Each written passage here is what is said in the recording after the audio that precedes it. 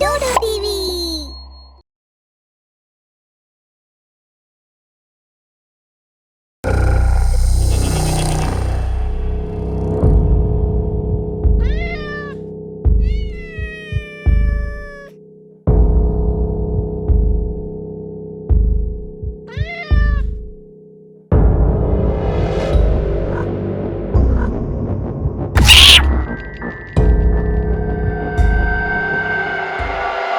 अंदर लाओ, थोड़ा सा और अंदर। हाँ हाँ, बस बस बस हो गया। अब खोलो इसे, सारा सामान निकालना भी तो है। ओ तानू अब कलेक्टर नाल फोन करवावा और जल्दी सामान नू अनलोड कर कुत्ते दे पुत्र। अरे अब तो खुश हो ना, कैसा लगा नया घर? ये सब एंटीक सामान है, खुश तो हो ना तुम? बहुत हो गई तुम्हारी बदमाशी। अब बाहर जाओ और खाने का सामान लेकर आओ, वरना तुम्हारे प्रोफेसर को भूखा ही वापस जाना पड़ेगा। अरे मैं तो भूल ही गया, आज प्रोफेसर आने वाले हैं। मैं अभी मार्केट से सारा सामान लेकर आता हूँ। विशाल के जाने के बाद रिया भी सीधे नहाने के लिए चली गई। रिया जब नहाकर वापस आई तो श्रृंगार करने के लिए उसने अपने शीशे से कपड़ा हटा दिया और उसके सामने बैठकर बड़े ही प्यार से संवरने लगी। रिया भी श्रृंगार कर ही रही थी कि अचानक उसने देखा कि उसका अक्स शीशे के अंदर से हाथ में खाना लिए उसे ही देने आ रही है। हाथ में खाना देख रिया ने सबसे पहले अपने आसपास देखा, लेकिन आसपास कोई नहीं था। फिर जब वो शीशे के पास गई तो शीशे में से 2 हाथ बाहर निकले और रिया को खाना दे दिया।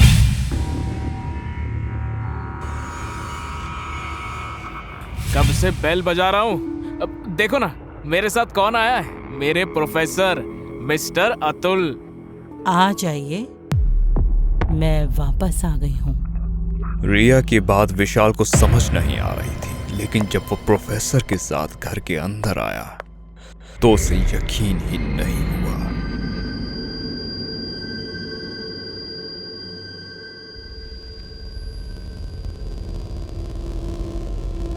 कि ये घर उसी का है। अरे वाह विशाल, तुमने तो अपने घर को महल ही बना दिया। अतुल घर के सामान को देख ही रहा था कि उसकी नजर शीशे पर पड़ी, जिसे देखकर उसके पसीने छूटने लगे। ये श्रापित शीशा यहाँ पर कैसे आया? तोड़ दो इसे, वरना विशाल ये तुम्हारे पूरे घर को खा जाएगा। अतुल शीशे को देख बगल से फूलदान उठाता है और गुस्से में शीशे की तरफ जैसे ही फेंक देता है, अतुल का ये वार खाली चला जाता है। उसने जैसे ही फूलदान शीशे की तरफ फेंका, उसके अंदर से एक और रिया बाहर निकल आई और उसने वो फूलदान पकड़कर दोबारा अतुल की तरफ फेंक दिया, जिसके लगते ही अतुल वहीं पर बेहोश हो गया। रिया, तुम ये क्या कर रही हो? तुम्हारा दिमाग तो ठीक है? तुम्हारे सामने वो तुम्हारी पत्नी को मार रहा है और तुम कि खड़े खड़े बस तमाशा देख रहे हो। कैसे पति हो तुम?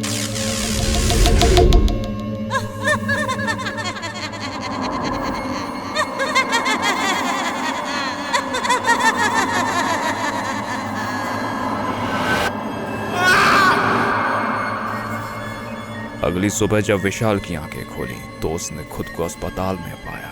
उसने बस अभी होश संभाला ही था कि उसे पिछली रात को घटी वो वारदात याद आ गई, जिसके याद करते ही वो सहम सा गया और प्रोफेसर को ढूंढने लगा। Professor, professor, professor Atul! ये मैन तुम क्यों बवाल करता है? तुम जिसको ढूंढ रहा है वो दूसरे आईसीयू वार्ड में है, जाओ जाकर मिल लो। प्रोफेसर, मेरी पत्नी रिया को क्या हो गया? वो इस तरह से क्यों बर्ताव कर रही है? और मेरे जाने से पहले घर में इतना सामान तो नहीं था, फिर अचानक से वो झूमर, मूर्तियां, ये सब कहां से आ गई? क्योंकि विशाल, जो तुम्हारे घर में वो शीशा है वो श्रापित है। मिस्र की रानी का काला जादू शीशे में कैद है। जिस किसी शख्स की परछाई उस शीशे पर पड़ती है, उसकी परछाई उस शीशे में हमेशा के लिए कैद हो जाती है और वो मिस्र की रानी उसकी परछाई से कुछ भी करवा सकती है। तो क्या मेरी पत्नी की परछाई उस मिस्र की रानी ने शीशों में कैद कर ली है? हाँ, मगर जिस किताब में मैंने से पढ़ा था उसमें इसका तोड़ भी लिखा था। विशाल, अगर तुम अपनी पत्नी की परछाई को श्राप से मुक्त करना चाहते हो तो तुम्हें उस शीशे को तोड़ना ही होगा, वो भी जल्द से जल्द, क्योंकि बिना परछाई के तुम्हारी पत्नी ज्यादा दिन जिंदा नहीं रह सकती। मगर कोशिश तो आपने भी करी थी और इसीलिए तो आप यहाँ पर इस आईसीयू में पड़े हैं।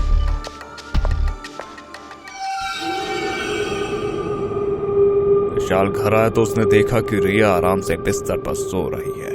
उसका फायदा उठाते हुए विशाल ने श्रापित शीशे को पहले बड़े कपड़े से ढका, फिर उस श्रापित शीशे को एक बड़े शीशे के सामने खड़ा कर दिया। शैतान, तुमने मेरी पत्नी की परछाई को कैद किया है। मैं कहता हूँ मेरी पत्नी की परछाई को आजाद कर, वरना मैं ये शीशा तोड़कर तुझे और तेरी ताकत को हमेशा हमेशा के लिए खत्म कर दूंगा, समझे? डरता क्यों है? अरे हिम्मत है तो सामने आकर बात कर। कसम से मैं तेरी पत्नी की परछाई को तुरंत आजाद कर दूंगी। बड़ा शौक है ना तुझे दूसरों की परछाई चुराने का? ले, अब अपनी परछाई चुरा कर दिखा।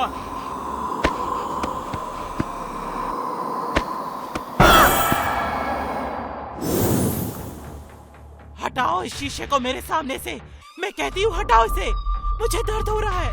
मैं कभी बहुत खूबसूरत हुआ करती थी, लेकिन श्राप के कारण आज मुझसे मेरा ही चेहरा देखा नहीं जा रहा।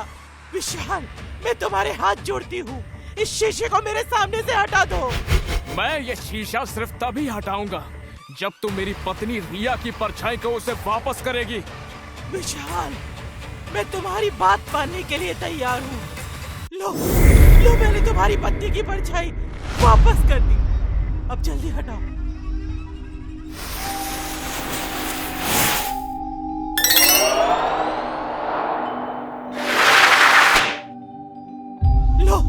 लो, मैंने तुम्हारी पत्नी की परछाई वापस कर दी। अब जल्दी हटाओ। तूने लोगों को बहुत परेशान किया है ना, उन्हें बहुत तकलीफ दी है। अब उन सब का हिसाब चुकाने का वक्त आ गया है। जल्दी से शीशे को मेरे सामने से हटाओ।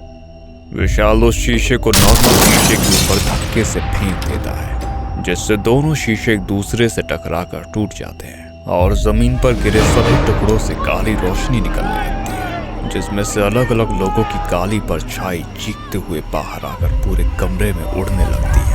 विशाल ये सब देखकर बुरी तरह डर जाता है। शीशे से निकली परछाई इतनी ज्यादा शक्तिशाली थी कि उसने विशाल को भी हवा में उड़ा दिया था, और ना चाहकर भी विशाल उस काली शक्तियों की वजह से श्रापित शीशे से निकली काली रोशनी में समाने जा ही रहा था कि तभी रिया ने विशाल का हाथ पकड़ लिया और वापस उसे खींचकर अपने गले लगाते हुए कहा। दोनों के गले लगते ही सारी काली शक्तियां शामिल हो जाती हैं। विशाल, मेरे होते हुए तुम्हें कुछ नहीं हो सकता।